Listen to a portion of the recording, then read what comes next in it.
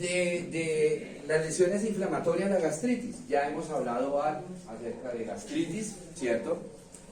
Hay dos tipos de gastritis. Está la gastritis aguda, está la gastritis crónica, ¿cierto? ¿Cuál es la característica? Entonces, ¿cuál es el trastorno fisiopatológico de un paciente con gastritis?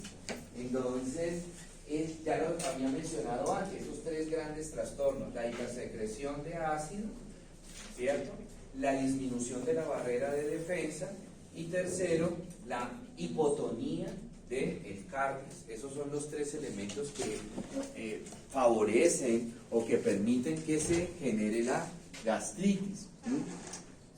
Entonces, esta es una gastritis empezando, ¿sí? Se ven algunas zonas, pero le apago la luz para que veamos un poquito mejor. Miren. Toda la mucosa del estómago debe ser de este colorcito, ¿no? Y miren cómo está. Esa es la gastritis. Son quemaduras.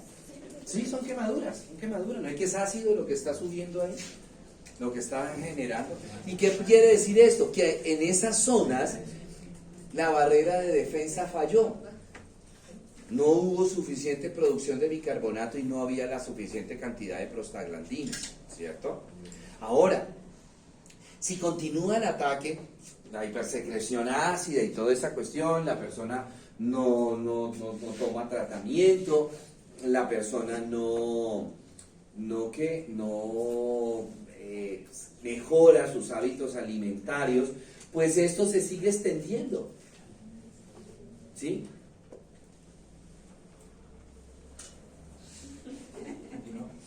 Hombre tan amable ti, ¿por qué no te sientas acá para evitar la tentación? Libre, no, venga, siéntese acá, venga. Que venga hacia acá, si no doy la clase por pistas, de usted depende. ¿Es capaz de dejar esa Obvio clase así? que sí. Solamente réteme. Pero mirando hacia allá para que no te pierdas lo interesante de la clase. Ahora, esto si sigue el agente agresivo, la tendencia es que estos se queden, ¿qué? Se vayan uniendo. ¿Sí? Se vayan uniendo. Y me van haciendo una lesión cada vez más, ¿qué? Más grande.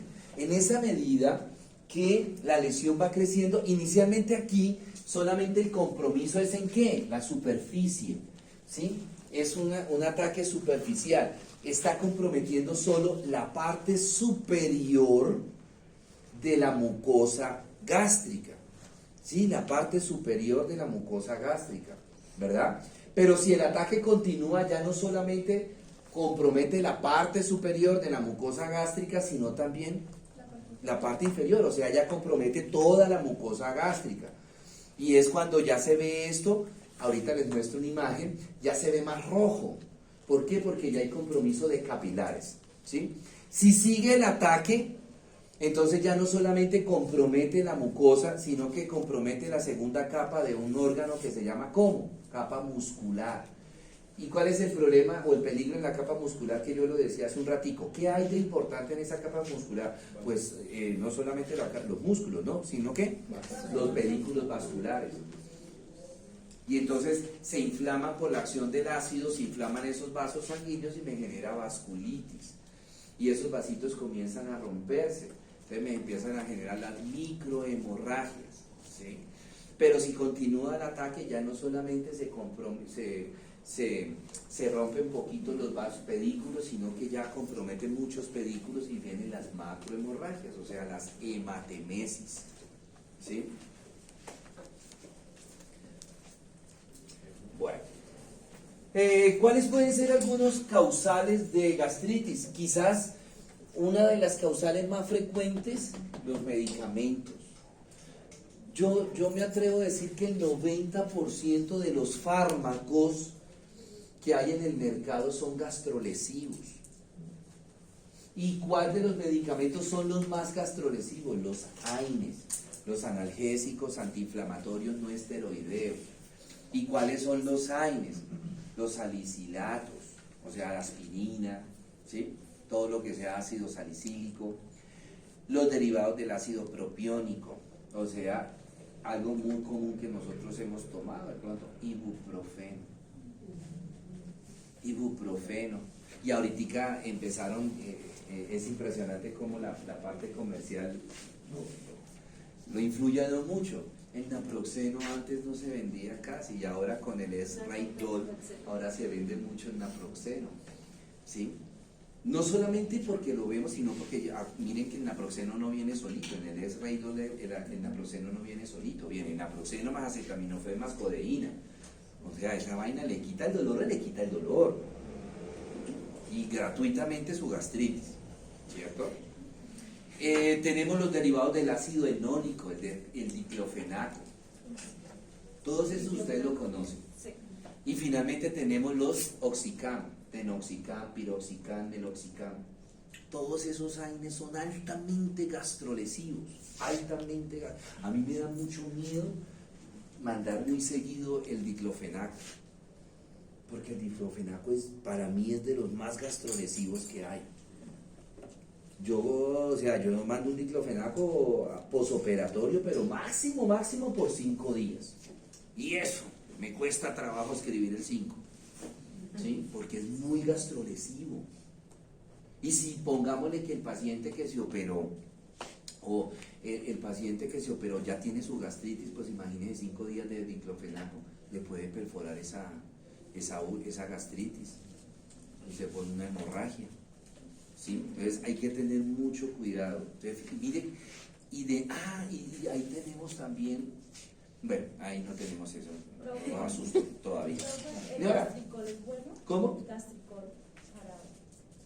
¿Gastrique? Gastricol, ese es bueno. Profe, porque dicen que el omeprazol es malo para la gastritis y el que es bueno es El esomeprazol. Ambos pertenecen a la familia de los inhibidores de la bomba de protones. No es que el omeprazol sea malo, pues son de la misma familia, son hermanos, son buenos, ¿sí? Lo que pasa es que con el omeprazol se usó tan de manera indiscriminada, ¿sí? Pero de manera indiscriminada, desordenada. ¿En qué sentido? Entonces yo sufrí de gastritis y el médico me mandó que tomara por 1 mes, 2 meses, 3 meses el omeprazol, y me sirvió mucho. Entonces hoy amanecí con gastritis, tomo omeprazol, pero ya mañana no tomo. Los subtratamientos, esos son los denominados subtratamientos, y han generado resistencia. Entonces ya no está funcionando mucho el omeprazol por eso, porque ya hay mucha resistencia al medicamento.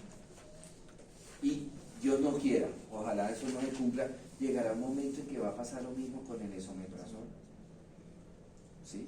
Porque uno ve pacienticos. ¿La venta del esomeprazol es más controlada que la del omeprazol? No, venta libre. Sí. Venta libre, ¿verdad? Entonces uno ve por lo menos gente, hoy amanecí con gastritis, espere que aquí abren el bolso, aquí tengo un esomeprazol, se toman el esomeprazol y ya. Pero mañana, como no amanecen con gastritis, no se toman el esomeprazol, sino ¿hasta cuándo? Hasta cuando vuelvan a tener un ataque de gastritis. Esos son los famosos subtratamientos que hacen que se generen resistencia. Siguientes con la buena, no. Otra. Bueno, lo que les decía hace un ratico, ¿qué hacen los medicamentos? Inhibir las prostaglandinas. ¿Cuáles prostaglandinas? Las buenas, DEF1, que son barrera de defensa. ¿Junto con quién? Con el bicarbonato, ¿verdad? Siguiente. Miren esta gastritis, ¿sí? Que es bastante fuerte. Toda esta parte de acá está bien roja, bien colorada, ¿verdad? Eso sería ya una gastritis grado 2. ¿Sí? Siguiente. Alexis. En radiología, en endoscopia, hay que tener mucha imagenología y hay que conocer entonces mucha anatomía. Bueno, manifestaciones clínicas, la dispepsia. ¿Qué es la dispepsia? Lo que nosotros conocemos vulgarmente como mala digestión. Es eso que cuando uno dice, oiga, comí tal algo, me cayó mal porque comí alguna cosita. Es que tengo mala digestión. En la dispepsia, ciertos alimentos, por ejemplo, obviamente los embutidos, los enlatados, las salsas. Por ejemplo, hay un alimento que genera mucha dispepsia, A ver si alguien me dice que hay un alimento que genera mucha dispersia. ¿Cuál creen ustedes que es? De pronto sí, lo más seguro es que lo han consumido ustedes, o todos. ¿Cómo? No. Dispepsia es cuando uno se Mala hincha. leche. Exacto. Que cuando come algo el paciente dice, uy, me soplé. Hay distensión abdominal, dolor, hay muchos gases, eructadera, flatulencia. ¿Cuál? Los frijoles, No, el frijol no. grasas, ¿El qué? No. grasas, Grasas, no. No quiero decir que lo que ustedes están diciendo esté mal, no. Está bien, todo eso genera dispersia. ¿El huevo? Pero hay uno que genera muchísima dispersia, inclusive en pacientes sanos. El pimentón. ¿El quién? El pimentón. Pimentón. ya pasa. No, yo. ¿Cómo? Los componentes del pimentón. Están Los ricos. componentes. Sí, es muy rico. Y hay mucha gente que de pronto, si le echan pimentón, inmediatamente se dan cuenta. Este guiso tiene pimentón, no por el sabor, sino porque inmediatamente empiezan a sentir que se están soplando o empiezan a sentir dolorcito de abdomen, ¿cierto? Inmediatamente. El pimentón es bastante dispéptico. Otros alimentos en menor proporción, por ejemplo, algunas personas el frijol, por ejemplo el frijol, pero el frijol seco, ese que venden en bolsa, ¿sí? El frijol seco, la lenteja, el garbanzo. Esos granos secos son también dispépticos, producen mucha dispersia. ¿Qué otra? La cebolla, el ajo, ¿sí? Entonces, estos pacientes con gastritis, tratar al máximo no de consumir tanta cebolla, ¿cierto? Especialmente cruda, ¿no, señor? ¿El huevo hace que uno tenga dispepsia? También. Sí, es que yo como el huevo. Es que yo como huevo y no proteína. ¿Sí? es de verdad. ¿Sí? Automático. Ahora, hay personas que tienen esa susceptibilidad, ¿no? Que no es siempre. Por ejemplo, hay muchas personas, pues, digamos que por no decir, la mayoría de nosotros acá comemos huevo y no nos genera dispecia, pero como ustedes tienen una susceptibilidad, entonces el huevo. Puede ser que para alguna otra persona que esté acá, que sufra de gastritis, el huevo no le genera dispecia, a otros sí. La cebolla, a algunos sí, otros no. El ajo, a unos sí, a otros no. Ahorita que decíamos el pimentón, de repente a unos sí, a otros no. Pero sí el pimentón, en la gran mayoría de los pacientes con gastritis le genera sintomatología. ¿Sí? Bueno, epigastralgia, dolor en el epigastrio, que es un dolor tipo urente. Dolor tipo urente. Y miremos la propaganda de Gaviscon, la propaganda de Gaviscon y Gastrofast, cómo mostraban eso, como una candela urente. Y que llegaba el bombero. Es correcto. Náuseas, vómitos, la hematemesis, la melena y la pirosis, que son las agrieras, ¿no? Siguiente. Miren esta es la 2, o sea, me retrocede bastante la primerita que les mostré. Sigan. Esa. Esa es la fase 1. Siga, ahora baje hasta la que vimos. Ahí se presentan los Esa. la mácula. Esa sería la. Ahí está macular también, pero ¿qué? Fíjense que hay como una zona de hiperkeratosis, como una zona de cicatrización, ¿sí? Ahí ya se niegan Ya están unidas muchas lesiones, ¿sí? Siguiente. La gastritis crónica, ¿qué es? Pues ataques repetitivos de gastritis aguda, ¿sí? Siguiente. Dele. Aquí ya hay una úlcera. Siguiente. Hay dos tipos de gastritis crónica, la tipo A y la tipo B. La tipo A es muy rara, ¿por qué? Porque es de origen autoinmune. Nosotros ya sabemos que es una enfermedad autoinmune. Siguiente, la tipo B, bueno, lo que les decía ahorita, el dolor tipo urente, se llama así, cuando el paciente dice que siente como candela, se llama dolor tipo urente o dolor urente, ¿sí? Siguiente.